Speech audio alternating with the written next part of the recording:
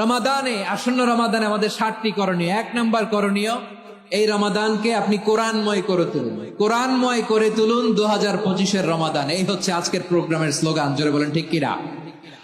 আমার প্রিয় ভাইরা, ধীরস্থির ভাবে কোরআন তেলাওয়াত করুন, তাড়াহুড়ো করে নয়। রমাদানের 1 খতম দেওয়ার একটা সহজ পদ্ধতি হচ্ছে রমাদানের প্রতি নামাজের পরে 4 পৃষ্ঠা, তাহলে 5 ওয়াক্তে 4 পাঁচা 20 পৃষ্ঠা, হেফজে কোরআন গুলো 20 পৃষ্ঠা 1 পারা, এভাবে 30 দিনে আপনার 1 খতম হয়ে যাবে। আমরা যেন তার তিলের সাথে বিশুদ্ধ ভাবে কোরআন তেলাওয়াত করতে পারি, আল্লাহ তৌফিক দান করুক। পড়ে না আমিন। 2 নাম্বার করণীয়, ধীরস্থির ভাবে তারাবির সালাত গুলো যেন আমরা আদায় করি। তাড়াহুড়ো করবেন না আল্লাহর ওয়াস্তে, তাড়াহুড়ো করবেন না, তাহলে কোরআন আমাদের জন্য বদদোয়া করবে। তাড়াহুড়ো করবেন তারাবির নামাজে। তারাবির নামাজ সালাতুত তারাবিহ, মানে বিশ্রামের নামাজ। আর আমরা পড়ি সালাতুল কিতার, রেলগাড়ির মতো নামাজ।